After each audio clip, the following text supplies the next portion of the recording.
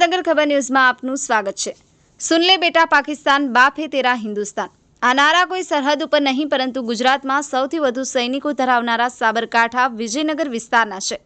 અહીં આજે 1965 થી 1971 તેમજ 1999ના યુદ્ધમાં ભાગીદાર બનેલા સૈનિકોએ એક બેઠક બોલાવી હતી, જ્યાં તમામ સૈનિકોએ એકરૂપ થઈ કોઈપણ સરહદે કોઈપણ જગ્યાએ કોઈપણ લડાઈ લડવાની સહમતિ આપી છે તેમજ સરકાર પાસે રાષ્ટ્રની સેવાની સહમતિ માંગી છે।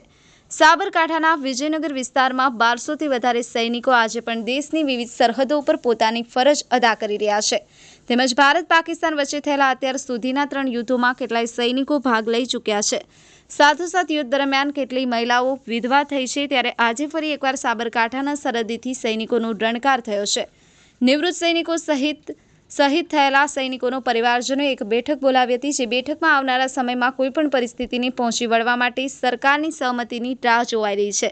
હાલના તબક્કે સૈનિકોનો ઝૂમ જુસ્સો અને ઉત્સાહ ટોચ ઉપર છે, ત્યારે સાબરકાંઠાના વિજયનગરમાં થયેલી સૈનિકોની બેઠકમાં એકમત થઈ નિર્ણય લેવાય છે કે સરકાર આદેશ આપે તો આવનારા સમયમાં કોઈપણ સરહદે કોઈપણ સેવા માટે તમામ નિવૃત્ત સૈનિકો ખડેપગે હાજર થશે।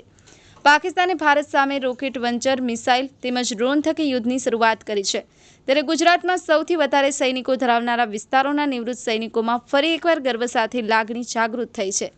આજે સ્થાનિક કક્ષાએ બેઠક બોલાવી તમામ નિવૃત્ત રાજ્ય સહિત કેન્દ્ર સરકાર પાસે યુદ્ધમાં ભાગીદાર બનાવવા રજૂઆત કરી છે। ભારત પાકિસ્તાન સામે થયેલા યુદ્ધના પગલે કેટલાય સૈનિકો વિજયનગર વિસ્તારમાંથી દેશભરમાં ફરજ બજાવે છે, ત્યારે આ વિસ્તારમાં આજે બેઠક બોલાવી હાલમાં શરૂ થયેલા યુદ્ધમાં સરકાર સામે યુદ્ધમાં ભાગીદાર થવાની પરવાનગી માંગી છે।